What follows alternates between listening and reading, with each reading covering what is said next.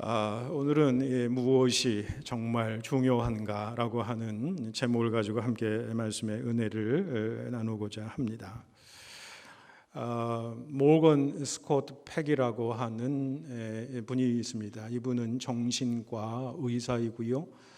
수많은 심리 상담을 많이 거쳐서 그 결과로 책을 냈는데 아주 초베스트셀러가 되었던 책이 시리즈물로 거의 나오게 되었는데, 첫 번째 나온 책이 뭐냐면 The Road Less Traveled라고 하는, 우리나라 말로는 아직도 가야 할 길이라고 하는 책으로 이제 번역이 되었습니다. 우리나라에서도 베스트셀러가 되었던 그런 책입니다.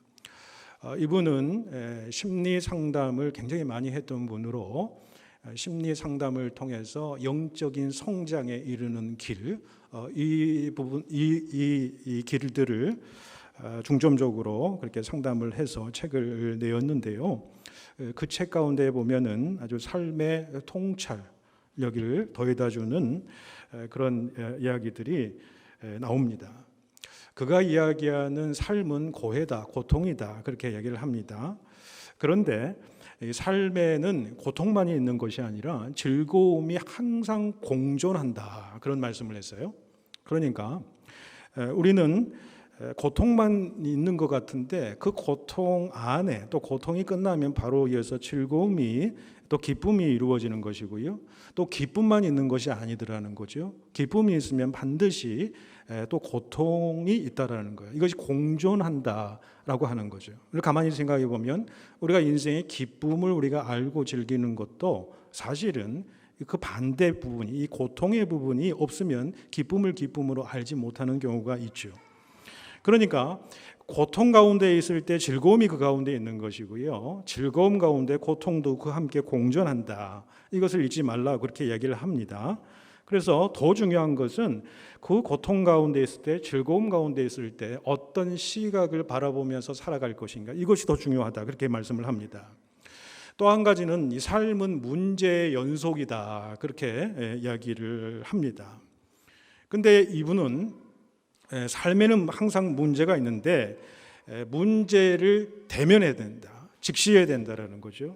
그 대면하는 데 있어서 따르는 정당한 고통이 있다는 거예요. 그런데 이 고통을 회피하게 되면은 그 문제를 통해서 이룰 수 있는 성숙이라든지 성장도 이루어질 수 없게 되더라, 그런 이야기를 합니다. 그래서 이분은 문제를 해결하기 위해서 또 수많은 이 심리 상담을 통해 사람들에게 도움을 주었던 내용이 뭐냐면, 이 문제를 해결하려고 하면 훈련이 필요하다라는 거예요. 이 훈련을 통해서 문제와 고통을 바라보는 시각이 생기고 이것을 통해 성장하고 성숙하게 된다, 그렇게 말씀을 합니다. 그러니까 여러 가지 훈련의 방법들을 그분의 챕터 1에서 많이 이야기를 합니다만은, 저는 오늘 본문과 연관시켜서 두 가지 것들을 이야기를 좀 해보려고 합니다. 첫 번째는 뭐냐면, 그분은 문제 앞에, 고통 앞에 섰을 때에 진실에 충실하라 라고 이야기를 하고, 두 번째는 균형 감각을 이야기를 하고 있습니다. 이게 무슨 말씀이냐면, 세상의 현실을 분명하게 보고 직면하라는 거예요. 도피하지 말라는 거예요. 대면하라는 거죠.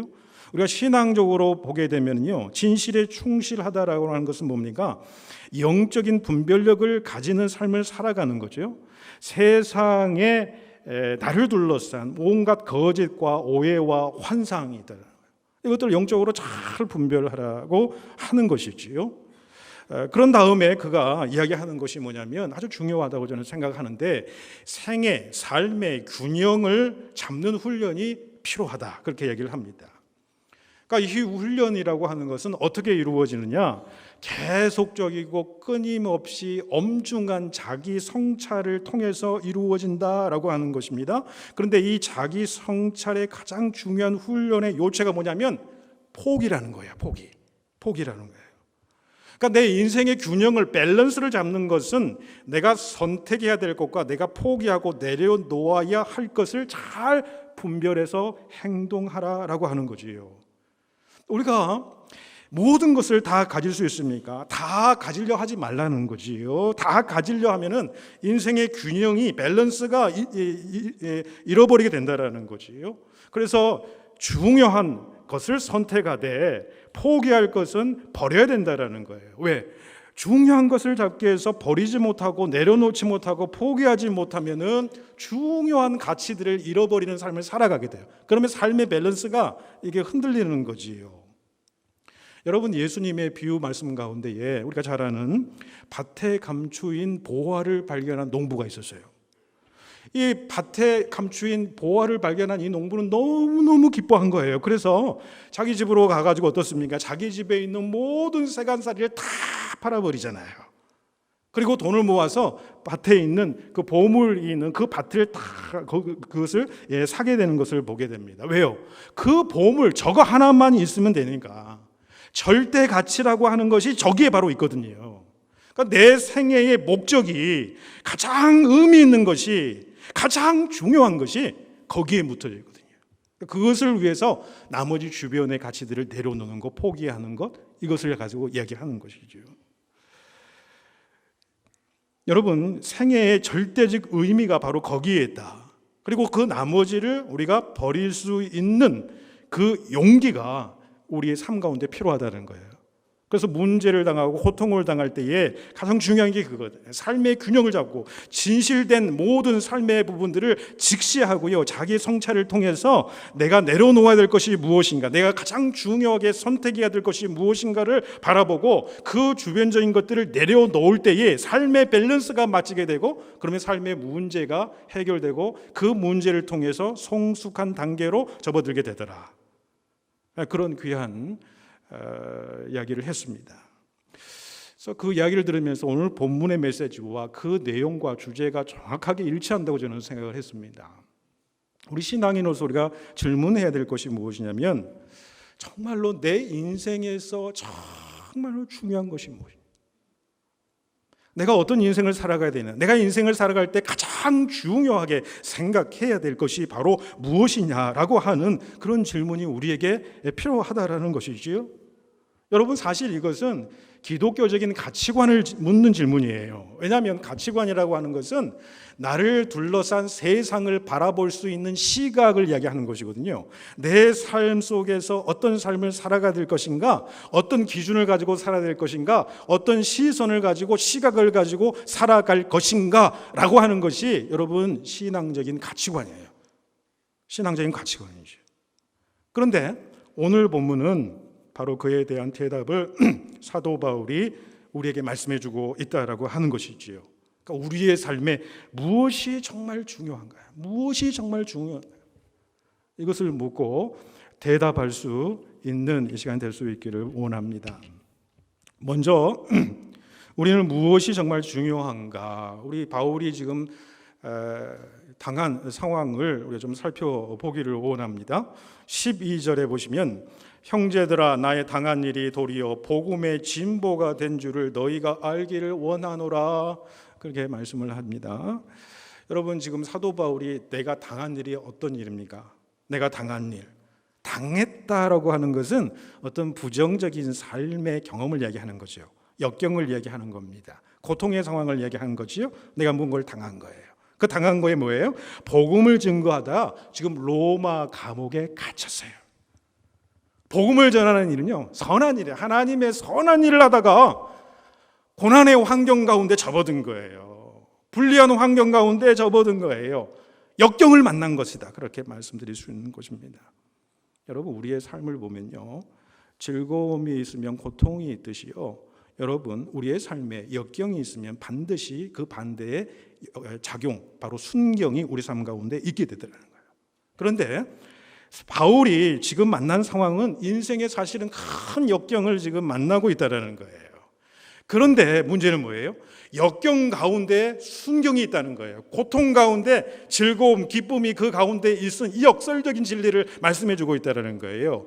분명히 사도 바울이 지금 당한 것은 역경입니다. 삶의 어려움이에요. 고난이에요. 환난입니다. 그런데 그 가운데 순경이 있어요. 즐거움이 있어요. 기쁨이 있어요. 그게 오늘 본문에서 이야기하는 거예요.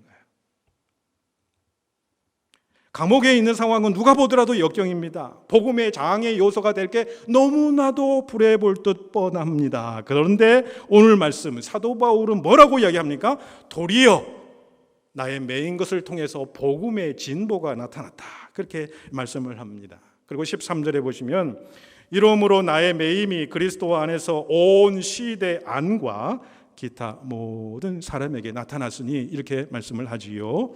여러분, 지금 사도 바울이 갇혀 있는 감옥은요, 로마의 시위대 감옥입니다. 시위대가 관할하는 감옥이에요. 로마의 이 시위대는요, 여러분, 로마의 황제의 경호를 맡은 친위부대입니다. 이 친위부대 소속은요, 엄청난 특권을 그들이 다 가지고 있었어요. 대부분 이 출신 성분이 뭐냐면요, 로마의 가장 유력한 집안의 자녀들로 이루어져 있어요.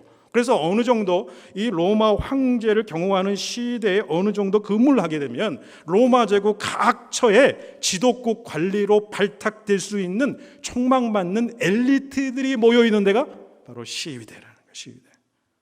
바울이 그 시위대 안에 지금 감금되어 있습니다.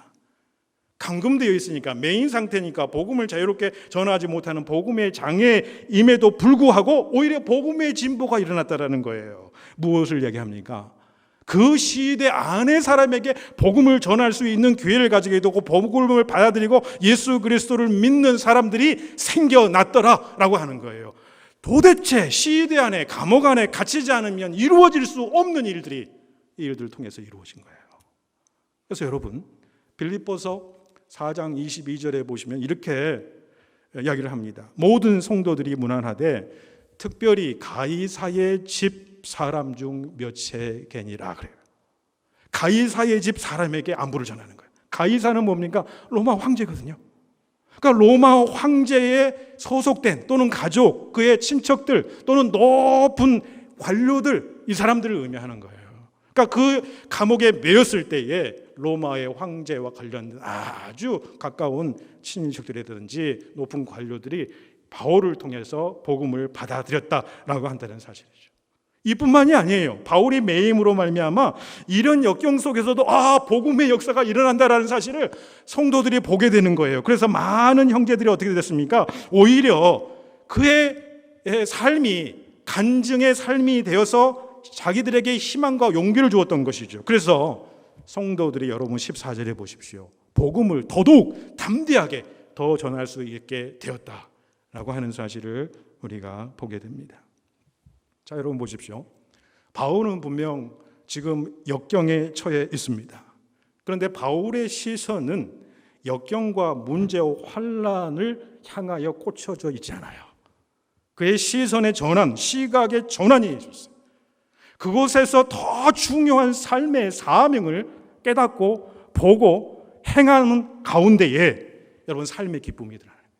그러니까 삶의 역경 가운데서 신앙인은요, 그 가운데 기쁨이 있다는 거예요. 기쁨이 있어요. 이게 신앙인의 놀라운 고백이에요. 삶은 어렵고 힘들고 고통 가운데 있고 육체적인 질병 가운데 있어요. 그런데 남이 빼앗을 수 없고 이해할 수 없는 그 기쁨이 우리 심령 가운데 있다. 이게 놀라운 신앙 고백 아닙니까, 여러분? 여러분, 인생에는 반드시 역경이 있습니다. 그런데 역경이 있으면 반드시 순경이 있는 거예요. 그런데 중요한 점이 무엇입니까? 그것을 내가 어떻게 바라볼 것인가. 그 시선이 중요하다는 거죠. 특히 인생의 역경을 당했을 때 내가 어떻게 그것을 바라볼 것인가, 그게 중요해요. 어떻게 대처할 것인가, 그게 중요하죠. 여러분들이 당한 역경, 어려움, 곤란, 환난은 여러분 어떤 것들입니까? 생업의 위기가 있을 수 있지요. 이민생활 어려움, 생업의 현장의 어려움이죠. 또 불투명한 장래가 이민자의 삶을 그렇게 힘들게 하죠. 또 이곳에서 자녀를 양육하고자 합니다마는 자녀로 인해서 받는 그 어려움과 아픔들이 있습니다. 또한 사람들 사이에 갈등의 상황도 있고요. 또는 육신의 병이 들어서 질병 때문에 당하는 고통도 있고요. 또한 여러 가지 영적인, 정신적인 어떤 시련이 있을 수 있지요. 또는 내가 유혹을 받아요. 사단의 유혹에 넘어가요. 내 육신의 유혹에 넘어가가지고 거기서 허우적거리면서 내가 시험당하고 실현당하는 그러한 삶의 역경도 우리에게 있다라고 하는 것이지요. 그런데 문제는 이것입니다. 사람들이 가만히 보십시오. 역경을 만나잖아요. 어려움을 만나잖아요. 환난을 만나면요, 자꾸 핵심적인 가치보다도 주변적인 것이 더 커 보여요. 본질보다는 본질이 아닌 것, 주변적인 것에 자꾸 얽매이게 되더라는 거예요. 전에는 아무렇지도 않았어요. 정말 사사로운 것인데 내가 역경 속에 있으니까, 어려움과 환난 속에 있으니까 전에는 아무것도 아닌 사사로운 것에 내가 막 얽매이기 시작하는 거지요. 전에는 아무렇지도 않던 사사로운 것들이 얼마나 크게 보이는지 모른다는 거예요. 주변 가치에 다 신경을 쓰게 되는 거예요. 평소엔 그냥 넘어갈 수 있는 일인데 그냥 옆에서 못마름하면 섭섭한 거예요. 짜증나고요. 나를 이렇게 무시하느냐. 자꾸 역경과 어려움이 오면 부차적인 것, 주변적인 것에 자꾸 휩쓸려 간대요. 인간의 연약한 모습이기도 합니다. 그런데 여러분, 오늘 바울의 모습은 전혀 그런 모습이 아닙니다. 어려우면 어려울수록 더욱 뭐냐면 주변 가치가 아니에요. 핵심 가치예요. 인생에서 가장 중요한 것이 무엇이냐 하는 거예요. 그 핵심 가치, 그걸 붙들어요. 문제가 생기고 역경이 생기면 그 가장 중요한 인생의 가치, 핵심 가치에 집중을 한다는 거예요. 그에게는 그게 뭐였어요? 하나님께 받은 사명이, 주 예수 그리스도께 받은 사명이 복음을 증거하는 거예요. 그래서 역경 가운데 있지만은 그 역경 가운데서 복음 증거를 하는 거예요. 그러니까 기쁜 거예요. 환경은 어려움과 고난의 상황이지만은 그 핵심 가치를 붙잡고 가장 중요한 삶의 진리를 붙잡고 살아가니까 그 마음 가운데 기쁨이 있는 거예요. 여러분, 선택과 포기의 삶이 있어요. 무엇을 위한 선택이냐? 가장 중요한 핵심 가치를 선택하고요, 포기할 것은 주변적인 것들을 내려놓는 것이에요. 여러분, 이게 신앙인의 훈련이다라는 거죠. 여러분, 그 예를 우리가 구약에서 좀 들 수 있습니다. 엘가나가 남편인데 그의 아내 한나라고 하는, 한나는 사무엘의 어머니지요. 이 한나가 결혼을 했을 때 둘째 부인도 있었어요. 분인나가 있었어요. 근데 결혼하고 얼마 시간이 지나도 아이를 가질 수 없어요. 특별히 아들을 가질 수 없어요. 그런데 분인나는 아들도 있고요, 자식들이 많은 거예요. 엘가나 남편은 자식이 없어도 이 한나를 더 사랑했어요. 재산도 더 많이 물려준다고 그랬어요. 그런데도 불구하고 마음이 괴로운 거예요. 거기에다가 어쩌냐면은 둘째 부인 분인나가요, 자기가 아들을 가지지 못하니까, 자식이 없으니까 자꾸 모략하고 힘들게 하고요, 막 그러는 거예요. 여인으로서는 참 인생의 역경이에요. 어려움이죠. 환난이죠. 그때 한나는 무엇을 선택한지 아십니까? 날마다 내가 첫째 부인이고 내가 남편한테 더 많은 사랑을 받으니까 이 둘째 부인을 어떻게든지 모함하고 모략해서 끌어내리고자 그 분인나와 더불어서 머리 잡고 싸웠습니까? 그렇지 않더라는 거지요. 그런 핵심 가치를 아는 거예요. 무엇이 중요한지를 안 거예요. 무엇이 중요합니까? 아이를 낳는 거예요. 아들을 낳는 거예요. 그런데 그 아이들을 낳는 길은 뭐예요? 하나님 앞에 나아가는 길임을 그가 깨달았던 거예요. 그래서 하나님 앞에 나아갑니다. 부르짖습니다. 기도합니다. 하나님, 내 고통을 아시지요? 내 고통을 돌보시고요, 내 고통을 기억하시고 나를 잊지 마시기를 바랍니다. 엘리 제사장이 있는 송소에 들어가서요, 가서 이 송소에서 부르짖고 기도합니다. 그러니까 엘리 제사장이 그 모습을 보고 이 여인이 왜 술이 취해서 이 송소에서 난리를 치냐, 네가 술을 끊으라라고 말하잖아요. 그만큼 부르짖는 겁니다.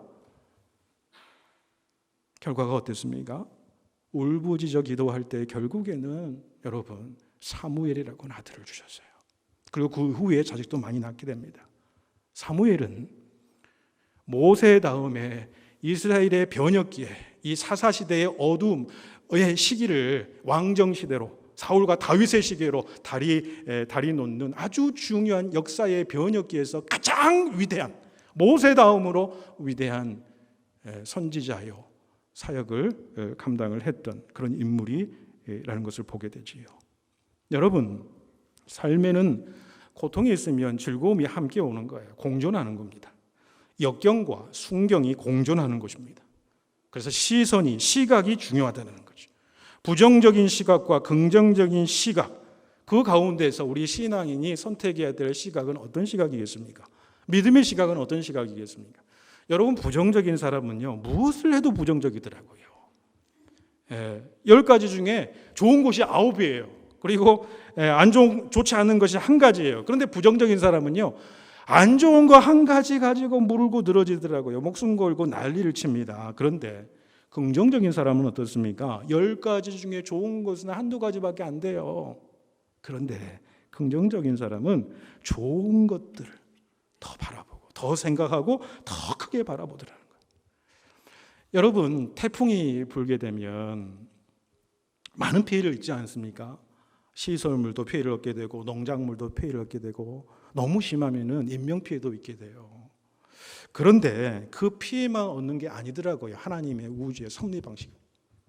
우리가 알지 못하지만은 유익이 되는 경우가 굉장히 많아요. 유익이 되는 경우들을 살펴볼까요? 태풍이 저위도 지방에서 축적된 대기 중에 그 에너지를요, 고위도 지방으로 올려보내는 거예요. 그게 태풍이거든요. 그러니까 지구상에서 온도 균형을 유지하는 역할을 태풍이 한다는 거예요. 그래서 태풍이 불면서 해수를요, 바닷물을 막 뒤섞이게 만든다는 거예요. 그래서 바닷물이 순환이 되게 만들고 생태계를 활성화시키는 역할을 한다는 거예요. 녹조 현상이 일어나거나 썩은 하천들이요, 태풍이 불면 다 청소를 해준다는 거예요. 또한 대기까지 순환이 되어서 맑은 공기를 주고 더위를 식혀주고, 때로는 물 부족 현상도 해소해주고, 때로는 부실 공사가 있으면 드러나게 해서 보강할 수 있도록 해준다. 그러니까 여러분, 우리의 인생에는 작용과 반작용이 다 있습니다. 역경이 있으면 순경이 있고, 고통이 있으면 즐거움이 있다라는 거죠. 피해가 있으면 유익이 또 있을 수 있다라는 사실이에요. 그런데 우리가 어떻게 바라보냐, 그게 중요하다라는 것이죠.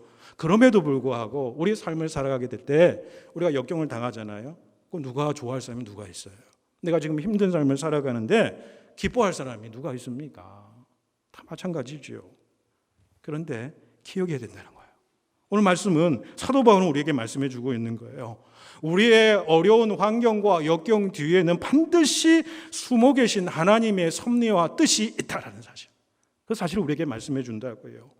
바울이 지금 감옥에 갇힌 상황이잖아요. 그런데 하나님은 그 갇힌 상황을 통해서 오히려 복음의 진보가 일어나게 하잖아요. 감옥에 매이지 않고서는 이루어질 수 없는 복음의 진보가 그 역경 가운데 일어나더라. 그 사실은 바도 바울은 영적인 눈으로 바라봤던 거예요. 그렇기 때문에 역경과 어려움 속에서도요, 끝을 보세요. 내가 기쁘다.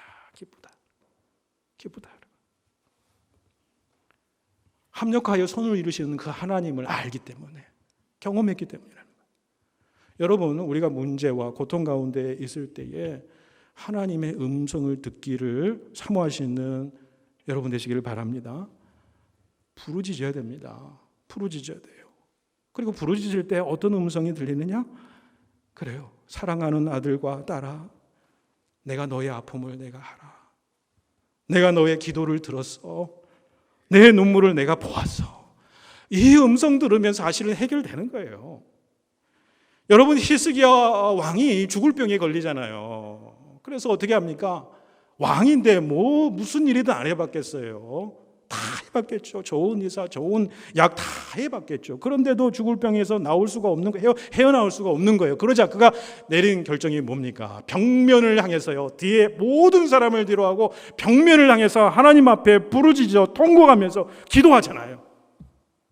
그 기도하는 모습을 이사야 선지자를 통해서 하나님이 뭐라고 말씀하셨어요? 이사야 38장 5절에 보면 내가 네 기도를 들었노라. 내 눈물을 보았노라. 그리고 15년의 생명이 연장됩니다. 여러분, 고난과 역경이 있어요? 그러면 하나님 앞에 엎드리셔야 됩니다. 내가 어려움이 있고 문제가 있고 환란이 있는데 정말 핵심적으로 가장 중요한 것이 무엇이? 하나님 앞에 엎드려야 되는 거예요. 하나님 앞에 엎드리지 아니하니까 주변적인 것 때문에 더 많이 힘들어지는 거예요. 오히려 섭섭해지고 힘들어지고요, 더 부정적인 생각들에 휩싸이는 거예요. 역경과 문제가 있다? 하나님 앞에 바짝 엎드리셔야 되는 거예요. 그리고 내 마음에 기도하다 보면, 부르짖어서 기도하다 보면 반드시 하나님의 응답이 있어요. 내 마음속에 들려주시는 하나님의 세밀한 음성이 있다라는 거예요. 뭐 어떤 음성이 있느냐, 여러분 보세요. 내가 알지 못하는 하나님의 크신 역사가 지금 내가 당하는 사건 속에서 앞으로 이루어지실 것이다 라고 하는 그 믿음의 생각들을 우리 마음 가운데 하나님께서 품게 해주시는 거예요. 나는 지금 역경을 당하고 지금 어려움을 당하고 있어요. 그런데 내가 알지 못하는 하나님의 크신 역사가 있을 거야 라고 하는 믿음의 확신이 기도하면서 내 마음속에 들리는 거예요. 그래, 합력하여 선을 이루실 하나님이셔. 그 말씀이 내 심령을 울리는 거야. 기도하면서 부르짖고 기도하다 보면 예비하신 하나님의 축복이 반드시 있을 것이다 라고 하는 그 믿음의 고백이 내 마음속에 기도하면서 막 생겨나기 시작하는 거예요. 하나님 주신 평강이에요. 응답입니다. 그게 지금으로서는 상황과 환경과 고통의 여건들이 바뀌어지지 않아요. 그런데 하나님께서 그 말씀을 주시잖아요. 그 말씀을 내가 받아들이면 내 마음에 평강이 넘쳐요. 그러면 그것을 나에게 주신 하나님의 약속으로 붙잡고 믿고 담대히 나아가면 반드시 하나님께서 합력하여 선을 이루신다라고 하는 사실, 이 사실을 믿음으로 고백하고 나아가실 수 있는 여러분과 제가 될 수 있기를 축원해 드립니다. 마지막으로 또한 무엇이 정말 중요한가? 15절에서 마지막 절까지 말씀의 상황을 보면 이래요. 바울이 말씀드린 대로 지금 감옥 가운데 있잖아요. 그럼에도 불구하고 복음이 전파되는 복음의 진전이 일어나게 됩니다. 그리고 그 사실을 바라보고 형제들이, 성도들이 오히려 더 담대하게 하나님의 말씀을 전달하는 거예요. 복음을 전도하는 일에 더욱더 크게 열심을 내었는데 크게 두 그룹들이 열심을 내어서 복음을 전했단 말이에요. 그런데 두 그룹이 어떻습니까? 15절 보십시오. 어떤 이들은 투기와 분쟁으로, 어떤 이들은 착한 뜻으로 그리스도를 전파하나니. 그래요. 두 그룹이 있어요. 첫 번째 그룹은 착한 뜻으로 그리스도를 전파해요. 그 보충이 16절입니다. 착한 뜻으로 그리스도를 전파하는 사람들은 어떤 사람이에요? 내가 바울이 복음을 변명하기 위하여 세우심을 받은 줄 알고 사랑으로 하는 거예요. 사랑의 동기가 돼서 하는 게, 순수한 동기가 있는 거예요. 그래서 그 바울의 모습을 보고 오히려 더 그 사랑의 동기가 되어서 복음을 전파하는 한 부류의 사람이 있었죠. 그런데 또 한 그룹의 사람은 어떤 사람이냐면 보십시오. 투기와 분쟁으로 복음을 전한, 투기와 분쟁. 투기는 영어의 jealousy, 시기심보다 더 강한 표현입니다. 그런데 성경에 보면 종종 이 투기라고 하는 단어는 분쟁과 늘 같이 가요. 투기와 분쟁. 왜 그럴까요? 투기가 반드시 공동체 안에서 분쟁을 일으키거든요. 분열을 일으켜요. 불화를 일으키는 거예요. 투기가. 시기와 질투와 투기가 반드시 분열과 분쟁을 일으키게 되는 거예요. 왜 그들은 바울에 대해서 시기하는 마음을, 질투하는 마음을 가졌을까? 여러 가능성을 학자들이 이야기합니다만은, 여러분 그때 당시에 바울을 중심으로 하는 그 선교를 열심히 하는 어떤 바울을 따르는 성도들, 형제들이 있었고, 또 다른 분을 지도자로 삼는 그룹에 소속된 복음 전도자들이 있었다고 하는 거예요. 그런데 지금까지 보니까 이 바울의 영향력이 또 그 제자들의 영향력이 엄청나거든요. 그러니까 막 시기하는 거예요. 질투하는 거예요. 좋은 일, 선한 일, 복음을 전한 일을 하면서도 시기하고 질투하는 거예요. 그래서 그들이 어떻게 생각합니까? 바울이 지금 감옥에 갇혀 있다? 그럼 복음을 전도하지 못하지 않느냐. 그러니까 우리가 열심히 복음을 전해서 바울의 그 영향력을 우리의 영향력 아래에 두자. 그죠? 그 마음을 가졌던 거예요. 자, 여러분 바울의 입장에서 보실까요? 마음이 얼마나 불쾌했을까요? 섭섭한 감정 없었겠습니까? 저라면 굉장히 섭섭했을 것 같아요. 지금 바울이 역경 가운데 감옥에 지금 매인 상황이잖아요. 그것만 보더라도 참 힘든 상황이에요. 그런데 여러분 그들이 이런 일을 가지고 비난하고 공격하는 거예요. 봐라, 하나님의 역사가 끊긴 게 아니야. 감옥에 갇혀서 복음도 전달하지 못하는 바울을 봐라 말이야. 그래, 비난하고 공격한다는 거예요. 그런데 여러분 놀라운 사실은요, 바울의 반응이에요. 그게 오늘 마지막 절 18절의 말씀이에요. 18절의 말씀 우리 한 목소리로 같이 읽겠습니다. 18절입니다. 시작. 그러면 무엇이나 거칠어로 하나 참으로 하나 무슨 방도로 하든지 전파되는 것은 그리스도니 이로써 나는 기뻐하고 또한 기뻐하리라. 놀라운 말씀이에요. 사실은요. 놀라운 말씀입니다. 여러분, 우리가 모든 것을 사실은 자기 중심적으로 생각하는 경우가 굉장히 많거든요. 자기에게 유익이 있는가, 자기에게 이익을 가져다 주는가, 손해를 보는가 마는가, 자기 마음이 중심이에요. 자기 중심으로 생각해요. 그렇게 되면은 우리의 삶 가운데 드러난 일들 가지고 불안해서 떨 일들이 너무너무 많아져요. 화나는 일들, 속상한 일들, 섭섭하고 짜증나는 일들이 얼마나 많은지 몰라요. 그러잖아요. 내 중심적으로 살면 그래요. 가정에서 남편과 부인과의 사이에 그러지 않으세요? 자녀들과 사이에서 그러지 않아요? 내 중심적으로 내 기준과 잣대로 바라보면요, 왜 이렇게 섭섭하고 짜증나고 그런지 몰라요. 그런데 생각을 전환시키는 거, 바꾸는 거지요. 정말 이 일이 큰일인가? 예수님이 손해나는 일인가? 하나님의 나라가 손해나는 것, 하나님 나라의 지명적인 손해가 가는가? 더 인생을 크게 넓게 보면은 별거 사실 아닌 거거든요. 기분 나쁘고 속상한 일 별로 아니에요. 예수님 중심으로 우리의 생각의 틀을 바꾸면 모든 상황 가운데서도 바로 유익이 되는 일로 바뀌어지게 되는 상황들이 있다는 거죠. 그런데 여러분, 사단은요, 간교하게 여러 가지 방법을 동원해서 이간질합니다. 사단의 가장 큰 방법은 이간질시키는 거예요. 우리의 마음을 이간질시키는 거예요. 갈기갈 찢어버리는 거예요. 하나님의 마음을 붙들고 가려는데, 말씀을 붙들려고 하는데 세상을 붙들고 하고 자기의 어떤 육신의 소욕을 막 붙들고 하게 마음을 막 나누는 거예요. 분열시키는 거지요. 성도들을요, 여러분, 이간질시키는 거예요. 사단은 이 방법을 사용해요.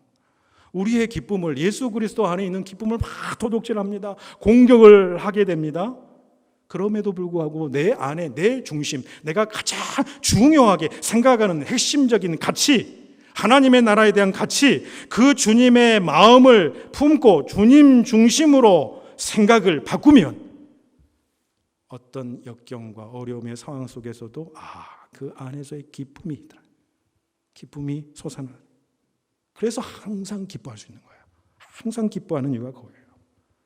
우리의 생각의 전환이 필요할 때가 참 많습니다. 정말 내 인생에서 무엇이 정말 중요한가를 묻는 거예요. 자기 중심, 자기 유익 앞세워서 바라보던 시각을 예수님의 시각으로 전환시키는 거예요. 모든 것들을 예수 그리스도라면 어떻게 할 것인가? 예수 그리스도가 내 안에 역사하셔서 그분의 내 안에서 말씀하시는 그분의 음성은 무엇인가? 그분의 마음은 무엇인가? 라고 하는 생각들을 내 마음에 품으면요, 절대 어떤 상황 속에서도 기쁨을 앗아가지 못한다. 항상 기쁨의 삶을 살아갈 수 있다는 거죠.